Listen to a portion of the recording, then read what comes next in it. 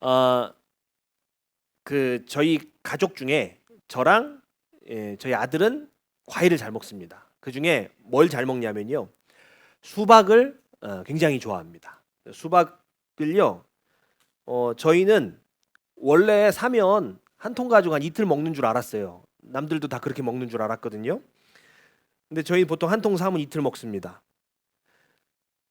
그래서 다들 그렇게 얘기하시면은 다른 집들은 보통 한 통 사면 다 못 먹고 버린다고 막 그러시는데 그럴 일이 없습니다. 하여튼 여름에 그래서요, 웬만하면 수박을 떨어지게 하질 않아요. 근데 이게 이제 그러니까 하도 사다 먹으니까 이게 시장에서 사올래니까 너무 무거운 거예요. 무겁고 힘들고 해가지고 보니까 쿠팡에서 사는 게 너무 좋은 거예요. 이게 딱 배달이 오더라고요. 그리고 갖고 오다 깨지면 반품도 해주고요. 그래서 좀 좋아가지고 쿠팡으로 그냥 늘 시켜 먹었습니다.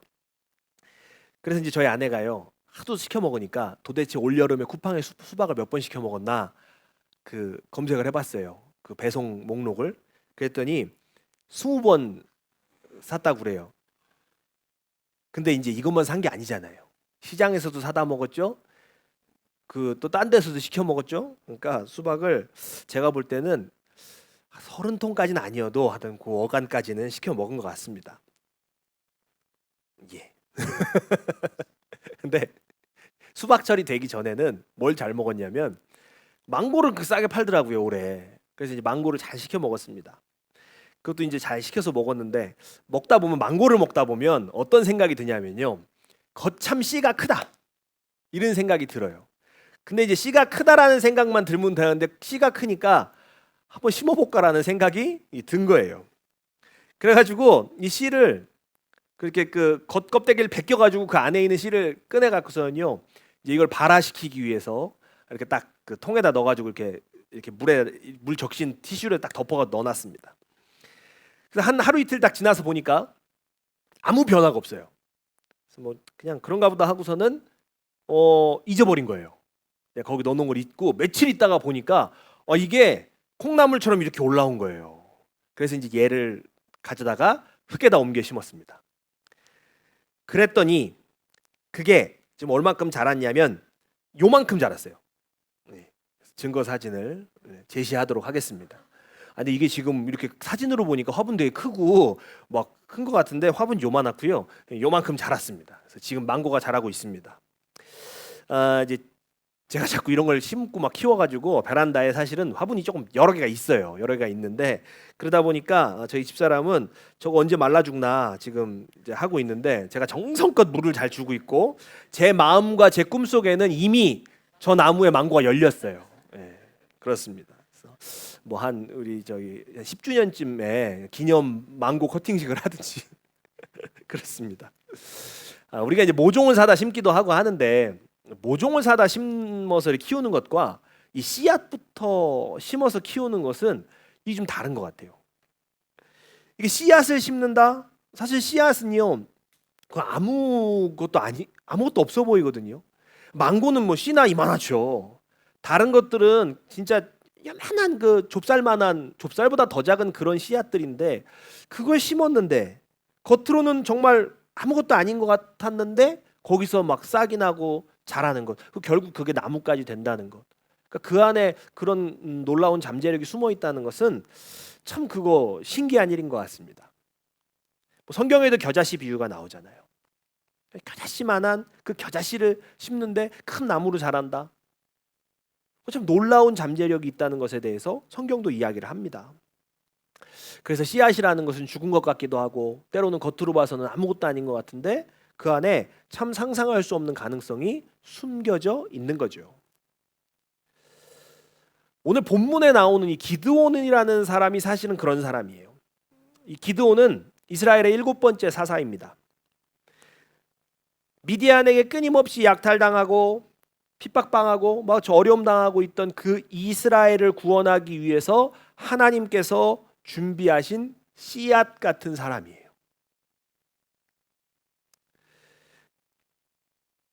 여호와의 사자가 오늘 기드온을 향하여서 나타나서 이렇게 부르고 있습니다. 큰 용사여, 여호와께서 너와 함께 하신다. 이 말을 들은 기드온이요, 우리가 좀 상상하기에는 그렇게 부르면 빛이 좀 비치고 큰 용사여 그러면 아멘 하면서 나올 것 같잖아요. 근데 이 기드온이 사실은 그 말을 듣자마자 그동안 마음속에 막 쌓아두었던 억울함, 답답함 이런 게 확 터져버려요. 그래서 전혀 다른 반응을 합니다. 정말 하나님이 우리와 함께 하신다면 어떻게 이런 일이 우리에게 일어날 수 있습니까? 막 그런 걸 쏟아내요. 하나님이 우리를 버리셔서 미디안의 손에 우리를 넘겨주신 것 아닙니까? 기드온이 그렇게 얘기를 해요. 그런데 하나님께서는요, 기드온의 그런 막 말에, 그런 물음에 정말 뜻밖의 응답을 하세요. 너의 힘으로 이스라엘을 미디안의 손에서 구원하라. 내가 너를 보낸다. 그러니까 기드온이 원했던 그 응답이라는 건, 하나님의 답은 뭐였냐면, 지금 이스라엘이 처한 이 상황에 대해서 좀 뭔가 설명해 주시고 해명해 주시거나 아니면 좀 뭐 격려해 주시고 위로해 주시기를 원했던 거예요. 자, 그런데 갑자기 하나님께 이 기드온이 사명을 받아버려요. 당황스럽죠. 그 당황한 그 기드온이 다시 이렇게 대답을 하는 겁니다. 우리 사사기 6장 15절 말씀입니다. 같이 봅니다. 시작. 그러나 기드온이 그에게 대답하되 오 주여, 내가 무엇으로 이스라엘을 구원하리이까? 보소서, 나의 집은 므낫세 중에 극히 약하고 나는 내 아버지 집에서 가장 작은 자니이다 하니 아멘. 그러니까 이스라엘을 구해라라는 하나님의 부르심 앞에 기드온은요 뭐라고 얘기하고 있냐면, 므낫세 지파 가운데서도 가장 약한 집안이며 그 집안 중에서도 자기는 작은 사람이라는 거예요. 그러니까 우리가 여기서 뭘 발견할 수 있냐면, 하나님께서 기드온을 보고 계시는 관점과 기드온 자신이 자신을 보고 있는 관점 사이에 어마어마한 간극이 있다는 거예요. 차이가 너무 크다는 거죠. 하나님은 그를 뭐라고 부르셨어요? 큰 용사라고 부르셨어요. 그런데 기드온 자신은 뭐라고 얘기해요? 가장 작은 자라고 얘기해요. 너무 차이가 많이 납니다. 여러분, 이 이유를요 우리 성경을 통해서 알 수가 있어요. 기드온이 먼저 자신에 대해서 얘기를 할 때 뭐라고 얘기하냐면, 자신이 속한 므낫세 지파에 집중을 하는 거예요. 이 므낫세 지파는 12지파 중에서 정치적으로나 군사적으로 사실은 주목받지 못하는 지파였던 게 맞습니다. 그러니까 비교적 열세한 지파였어요. 그러면서 또 뭐라고 얘기하냐면, 기드온은 그 열세한 지파 중에 자기 집안은 또 더 작은 집안이다. 약하다. 그리고 자기는 그 집안 중에도 약한 사람이다. 여러분, 기드온이 지금 자신에 대해서 바라볼 때, 평가할 때 어떤 기준을 가지고 있는가? 자기 자신이 아니라 므낫세 지파가 약하다. 내 집안이 약하다. 결국은 자신을 둘러싼 주변 환경과 조건으로 스스로를 평가하고 있는 거예요. 그런데 하나님은 분명히 뭐라고 부르셨어요? 큰 용사요. 너의 손으로 이스라엘을 구원하라. 미디안을 물리치라.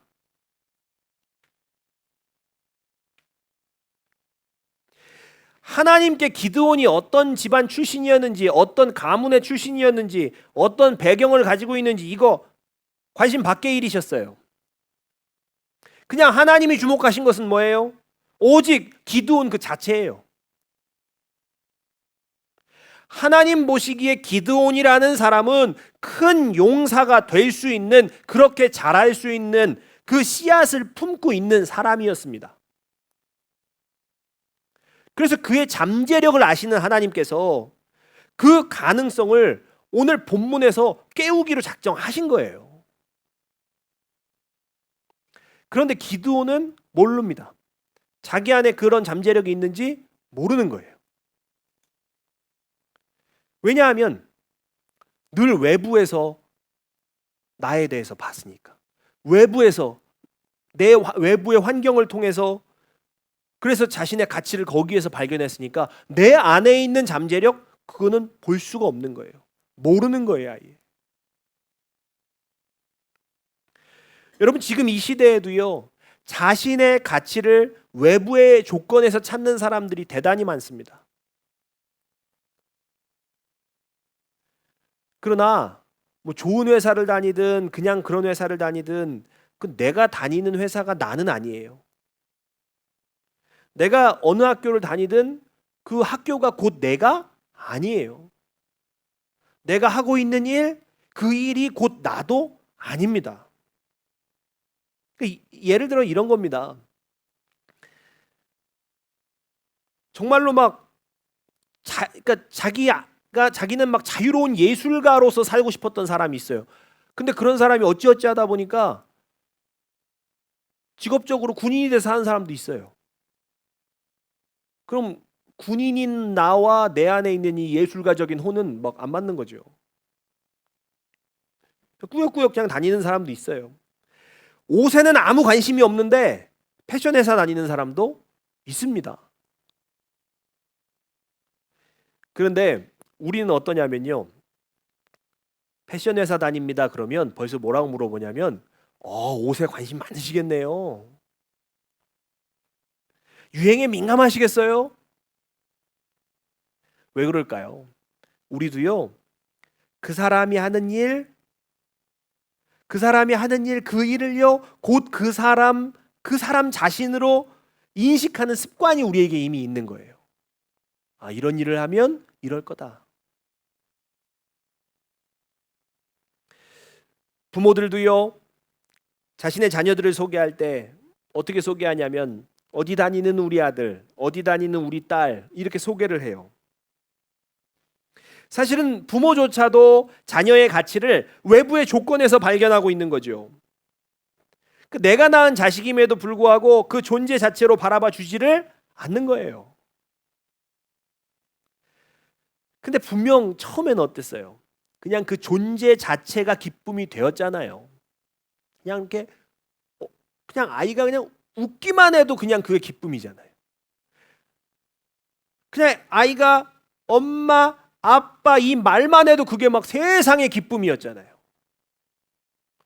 그러니까 막 내가 부모가 되었다는 것을 실감하는 막 그 순간에 이 아이의 존재만으로도 너무나 막 가슴이 벅차고 기뻤던 순간이 분명히 있단 말이에요.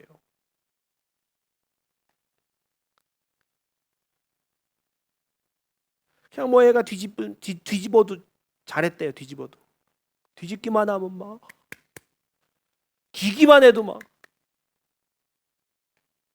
스스로 밥 먹으면 막 또 좋아하고 고집 부려도 좋대요. 그냥 모든 그런 순간들이요. 그냥 스스로의 존재로 자라나던 그 모습, 그 모든 순간들을 그냥 너무나 귀하게 우리가 여겼던 때가 있습니다. 근데 사실 지금 아이의 존재 그 자체로 바라봐 주지 않는 부모들 너무나 많잖아요. 심지어 내가 이루지 못한 것을 자녀가 대신 성취해 주기를 기대합니다. 내가 외모 컴플렉스가 있어요. 그럼 자녀의 외모에 막 민감한 거예요. 아직 걷지도 못하는 아이에게요. 명품을 막 입혀주고 막 기뻐하고 뿌듯해하는 부모도 많습니다. 그러니까 가난이 컴플렉스였으니까 자녀를 통해서 그 상처를 치유하고자 하는 거죠. 내가 학벌에 컴플렉스가 있으면 자녀 교육에 유난히 민감한 거예요. 그냥 그 무엇이 되었든지 간에 말로는 뭐라고 하냐면 그 자녀의 행복을 위해서 그렇게 한다라고 말하지만 사실 그거는 부모의 행복이지 자녀의 행복은 아니죠. 엄밀히 말하면은 부모가 느끼는 행복과 자녀가 느끼는 행복은 다릅니다. 지금 이 시대의 많은 부모들은요. 자신의 행복을 위해서 자녀를 둘러싼 환경과 조건을 끊임없이 바꾸려고 해요. 그것을 위해 돈 써요. 시간 투자합니다. 심지어는요 부모 인생 전체를 바치는 경우도 있습니다. 그런데 가만히 그 상황들을 살펴보면 그 이면에 무엇이 있다는 거예요. 자녀의 가치를 환경과 조건으로만 인식하는 잘못된 시각이 거기에 숨어 있다는 거죠. 여러분, 그런 부모의 시선을 받고 자란 자녀는 그런 부모의 모습을 똑같이 닮아갈 수 있어요. 그러나 제가 설교에서 여러 번 말씀드렸듯이요, 이 나를 둘러싼 환경이라는 것은 결코 영원한 게 아닙니다. 언제 어떻게 바뀔지 몰라요. 나를 둘러싼 환경이 좋든 나쁘든 환경은 그저 환경일 뿐입니다. 그 내가 아닙니다. 근데 이 사실을 분리하지 못하면 어떤 상황이 되냐? 상황이 좋을 때는, 우리 상황이 좋을 때는 자신을 높게 평가하고, 상황이 나빠지면 자신을 하찮게 여기는 오류에 빠지는 거예요.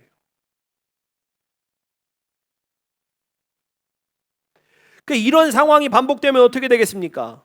한 번도 진짜 나의 모습으로는 살아보지를 못하는 거예요. 그냥 평생 환경에 이끌려만 살게 되는 거죠.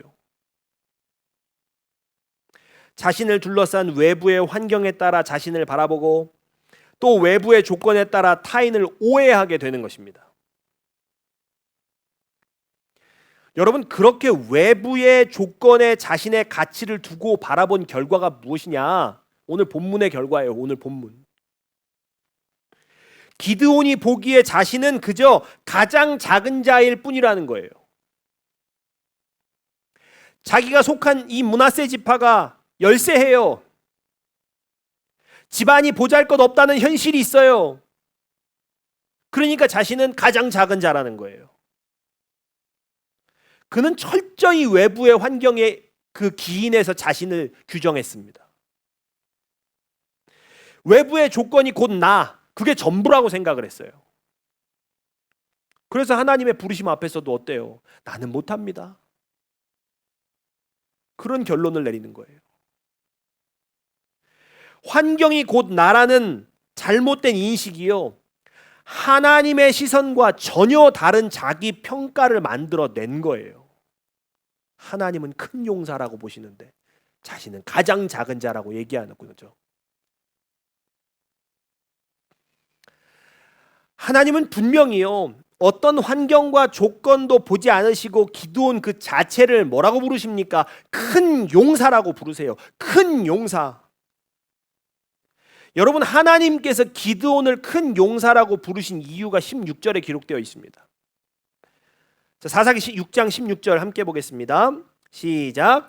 여호와께서 그에게 이르시되 내가 반드시 너와 함께하리니 내가 미디안 사람 치기를 한 사람을 치듯 하리라 하시니라. 아멘. 기드온이 큰 용사가 돼서 미디안을 칠 수 있다고 말씀하신 이유가 무엇입니까? 하나님이 기드온과 반드시 함께 하시겠다고 하셨기 때문이에요. 기드온이라는 사람이 하나님이 함께 하시는 사람이라는 것, 이것이 기드온의 가치예요. 그의 배경, 그의 환경, 조건, 그거 아닙니다. 하나님의 임재가 그의 가치를 결정하는 거예요. 여러분, 오늘 하나님께서는 이 말씀을 통해서요, 우리가 진짜 회개하기를 원하세요. 우리가 그동안 나 자신을, 또 내 자녀를, 또 그리고 내 주변 사람들을 환경과 조건과 그런 것으로만 평가하고 가치 매겼던 것을요, 그것을 우리가 회개하기를 하나님 원하세요. 그리고 분명히 깨닫기를 원하십니다. 나는 하나님이 만드신 존재라는 것을요. 하나님이 나의 아버지가 되신다는 것, 하나님이 나를 사랑하시고 함께 하신다는 것,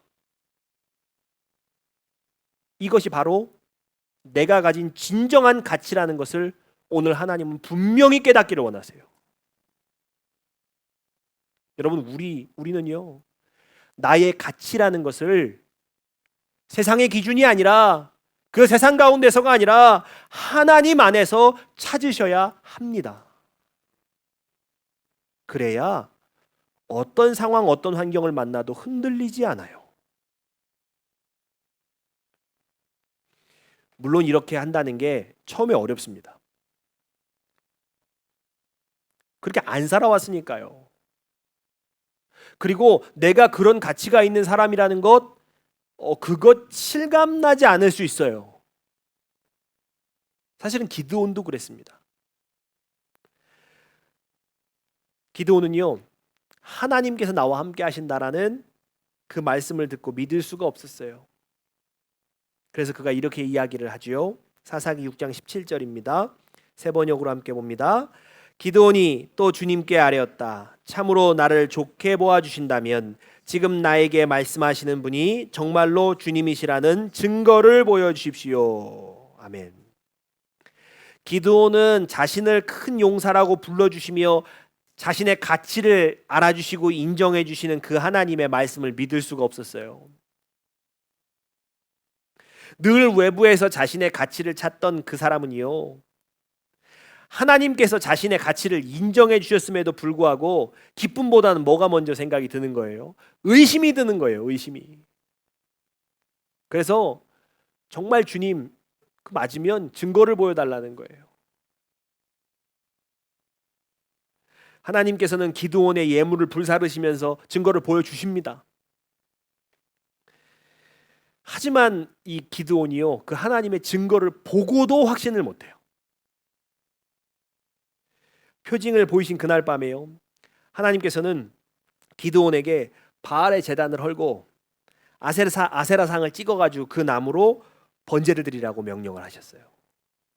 근데 기드온이 어떻게 반응하냐면, 증거를 보고 나서 어떻게 반응하냐면 6장 27절입니다. 우리 같이 한번 보겠습니다. 시작. 이에 기드온이 종 10사람을 데리고 여호와께서 그에게 말씀하신 대로 행하되 그의 아버지의 가문과 그 성읍 사람들을 두려워함으로 이 일을 감히 낮에 행하지 못하고 밤에 행하니라. 아멘. 사사기에는 기드온이요, 아버지의 가문과 성읍 사람들이 두려워서 밤에 가서 하나님의 일을 행했다라고 기록해요. 하나님께서 그를 큰 용사라고 부르셨고 증거도 보여주셨지만 기드온은요, 여전히 스스로의 가치를 확신하지 못해요. 사람들의 시선과 평가를 더 중요하게 생각했던 거예요. 그러니까 사람들에게 내가 이런 행동을 하면 어떻게 보일지, 또 그로 인해서 어떤 파장이 일어날지 그게 너무 크게 느껴졌던 거예요. 그러니까 밤에 가서 그 일을 행하는 거죠. 이 이후에도요, 기드온은 미디안과 싸우라는 하나님의 명령 앞에 서게 되지요. 그때 또 어떻게 하냐면, 하나님께 내가 정말 적들을 물리칠 수 있는 사람이라면 아침에 일어났을 때 땅은 다 말라 있고 양털 뭉치만 이슬에 젖게 해주세요. 또 이걸 요구해요. 그러니까 기드온은 계속해서 어떤 특별한 현상을 통해서 자신의 가치를 확인받고 싶어 합니다. 하나님이 이미 말씀하셨음에도 불구하고요, 그 말씀보다 눈에 보이는 증거로만 자신의 가능성을 확인하려고 하는 거예요. 여러분, 이 또한 이전부터 몸에 밴 습관인 거예요. 이 스스로의 가치라는 것 눈에 안 보이잖아요. 눈에 보이지 않기 때문에 그냥 늘 주변에 보이는 환경이나 내 손에 잡힌 어떤 그것을 통해서 자신의 가치를 확인하려고 했던 거예요. 그 습관이 여전히 남아있는 거죠. 우리에게도요, 하나님께서 너는 가치 있는 사람이다. 너의 안에는 너는 알지 못하지만 나는 분명히 알고 있는 잠재력이 있다. 그렇게 말씀하셔도요, 우리도 아마 그 증거가 눈앞에 보여지기를 원할 거예요. 아주 오랫동안 환경과 조건이라는 것을 통해서 나를 인식해 왔습니다. 사람들의 평가로 나의 가치를 매겨 왔습니다. 그래서요, 하나님께서 너는 가치 있는 사람이다 그렇게 말씀하셔도 나를 향한 마음가짐이 이게 하루아침에 잘 안 바뀐다는 거예요. 여러분, 그럼에도 불구하고 우리가 하나님 안에서 계속해서 나의 가치를 찾으셔야 돼요. 그 쉽게 안 돼도 계속해서 찾으셔야 됩니다. 나를 인정해 주시는 하나님을 여러분 신뢰하셔야 돼요. 믿으셔야 됩니다. 그리고 하나님께서 인정해 주시는 나를 마침내 스스로도 인정해 주고 사랑해 주어야 됩니다. 그러기 위해서는 여러분 스스로를 믿지 마십시오. 여러분 스스로가 여러분을 규정짓지 마십시오. 여러분의 환경을 믿지 마십시오. 이 시대가 여러분에게 내리는 평가를 믿지 마십시오. 오직 여러분을 인정해 주시는 하나님을 신뢰하고 믿으시기 바랍니다. 나를 지으신 그 하나님을 믿으십시오. 내 삶을 인도해 주시는 하나님을 믿으십시오. 내 안에 잠재력의 씨앗을 심어 놓으신 그 하나님을 믿으십시오. 그 씨앗에 물을 주시고 싹을 틔우시고 자라게 하시는 하나님을 여러분 신뢰하십시오. 믿음, 오직 하나님을 향한 믿음이 그 믿음이 내가 어떤 나무가 될지 결정 짓는 것입니다. 여러분 지금 세상은요 다 똑같은 나무가 되고 싶어 하잖아요. 어떤 열매가 주렁주렁 맺는 그 나무가 되고 싶어 해요. 돈 열매 뭐 이런 거, 명예 열매 그런 거, 학벌 열매 막 이런 거 주렁주렁 열리는 나무가 다 되고 싶어 합니다. 그냥 남들에게 보여주기 좋은 거 그런 거 그런 열매를 막 이렇게 많이 맺는 나무 되고 싶어 하죠. 그런데요 그 열매는 언젠가 다 떨어집니다. 절대 영원하지 않잖아요. 더 이상 열매가 안 맺히는 날이 와요. 그럼 이제 뭐가 문제가 되냐면 여러분 사과나무가 사과를 열어야 사과나무지 열매가 없고 사과를 안 열면 그걸 사과나무라고 부를 수가 없잖아요. 그러니까 우리 안에 영원하지 않은 열매들을 추구하며 살아왔어요. 근데 그 열매가 더 이상 안 맺어요. 그럼 나는 뭐라고 불러요? 이 나무는 도대체 무슨 나무가 되는 거예요? 불릴 이름이 없는 나무가 되는 거예요. 세상이 원하는 열매가 다 떨어지고 났을 때 그 나무는 뭐 이름이 없는 나무예요. 부를 수가 없는 나무가 됩니다. 쓸모없는 나무예요. 가치 없는 나무가 되는 거예요.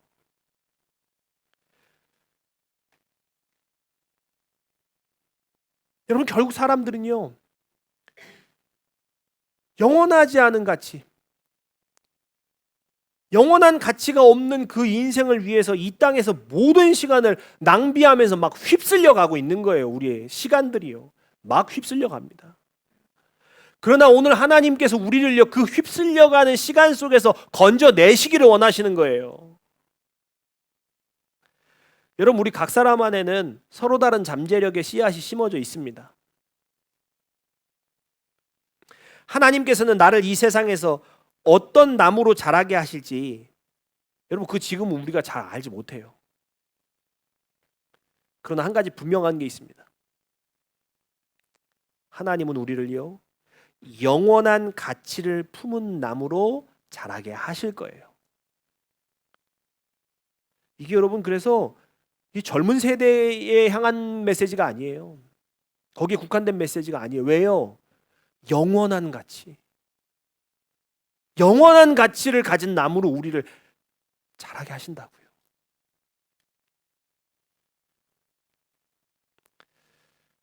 내 안에 어떤 잠재력의 씨앗이 심겨져 있는지, 내가 어떤 나무가 정말 되게 하시려는지 알기를 원하십니까? 그러면 가장 먼저 하실 일은 나를 존귀하게, 정말 나를 존귀하게 여기시는 그 하나님을 믿으셔야 됩니다. 나의 가치를 하나님 안에서 발견하셔야 합니다. 나의 잠재력에 물을 주시고 싹을 틔우시는 하나님의 열심과 그 인도하심을 믿고 신뢰하셔야 됩니다. 그리고 기도하셔야 돼요. 하나님, 나를 둘러싼 껍데기가 모두 사라져 결국 언젠가는 불릴 이름이 없는 존재가 되는 것이 아니라 영원한 가치를 품은 사람이 되게 하여 주옵소서. 하나님께서 보내신 이 세상에서 나라는 존재로 당당하게 살게 하여 주시옵소서. 나라는 존재에게 맡기신 하나님의 소망을 이루어가는 사람 되게 하여 주옵소서. 여러분 이렇게 기도하셔야 돼요. 우리가 이렇게 기도할 때 하나님은 마침내 내 안에 보석처럼 감추어 두었던 그 잠재력을 막 드러내실 거예요. 그때 우리는요, 더 이상 세상의 환경과 조건에 우리의 존재를 빼앗기지 않는 그런 사람이 될 것입니다. 여러분, 하나님 안에서 나의 진정한 가치를 알고 그분이 심어주신 잠재력을 마음껏 펼치며 살아가는 사람이 되실 거예요. 우리 모두에게요, 이 은혜가 있기를 주의 이름으로 축복합니다. 아멘. 우리 같이 찬양하고 기도하겠습니다.